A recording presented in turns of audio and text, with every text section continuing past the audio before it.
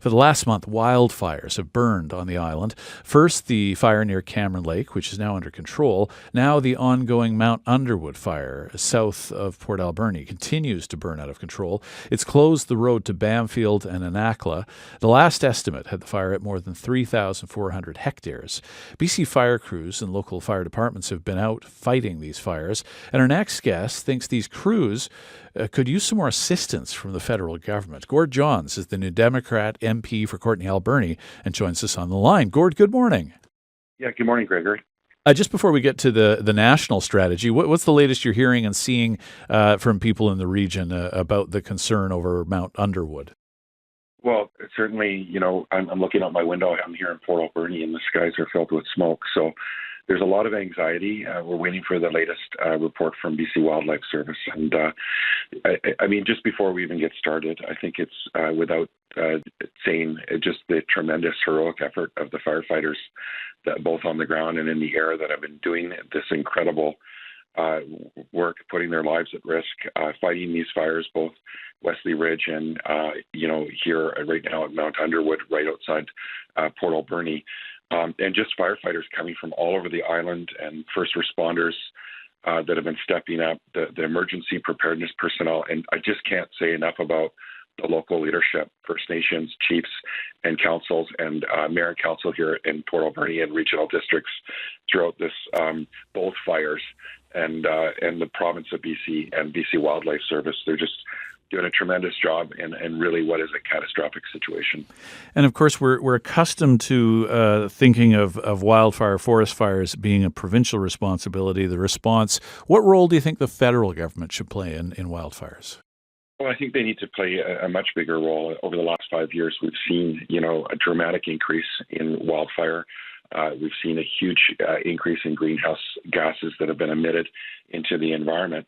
And, Canadian provinces and territories, they've really struggled to maintain sufficient air tanker fleets and availability. And to meet the growing demands of wildfire, events into the future, we really need to expand our aviation resources. And this effort, it's really constrained by the fiscal realities of securing aviation assets, which are competing, both for national and international global entities that are addressing the same wildfires. But without a national tanker fleet, each province really has to weigh out the cost-benefit analysis of purchasing or contracting aviation resources with no guarantee that these resources will be utilized within their province or territory, as fire activity, we know, can vary year to year.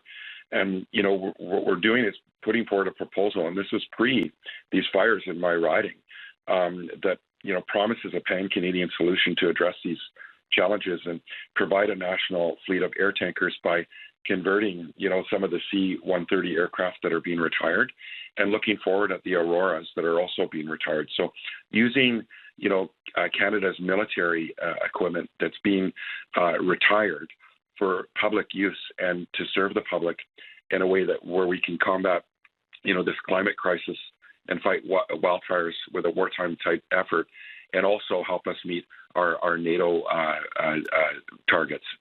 I wondered about that. So you mean the military would operate them, or how would that help meet NATO targets?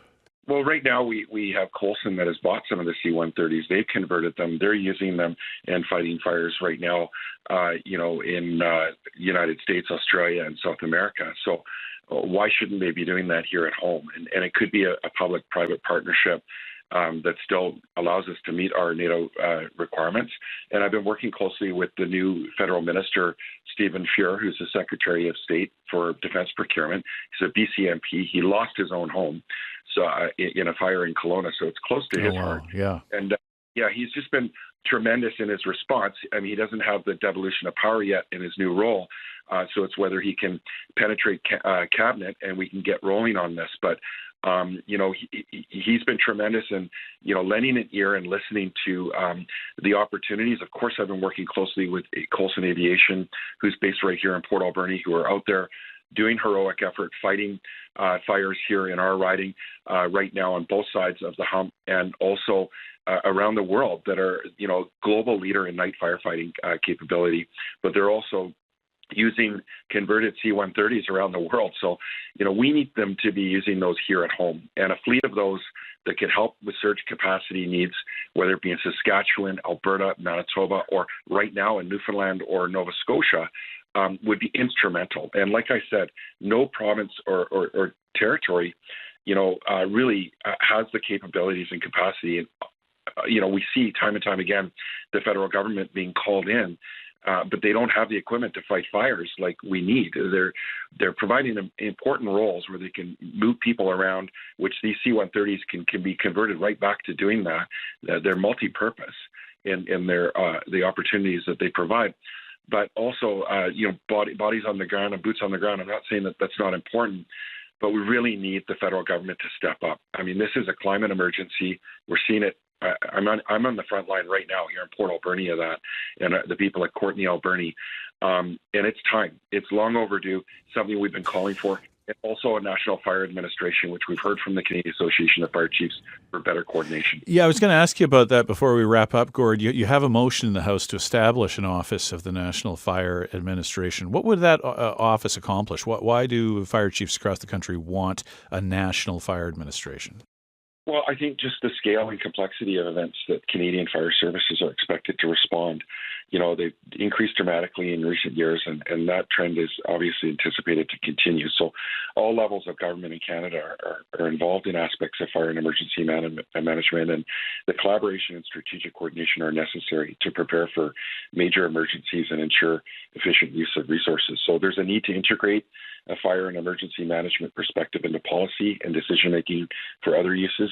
And it's really important that we do that, whether it be for housing, green technology, transportation, tariffs, first responder, mental health, and defense. And, this is something that's coming straight from the Canadian Association of Fire Chiefs, who I worked very closely with to get the firefighter tax credit doubled. So, we need to listen to their needs. They're the experts, and they need our support.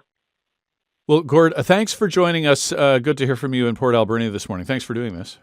Thanks, Gregor, and thanks to all the Vancouver Islanders and people that have, poured their support for us through this difficult time into our community. Gord Johns is the New Democrat MP for Courtenay-Alberni, speaking to us from Port Alberni. The New Democrat MP for Courtenay-Alberni. Yeah, he's in Port Alberni.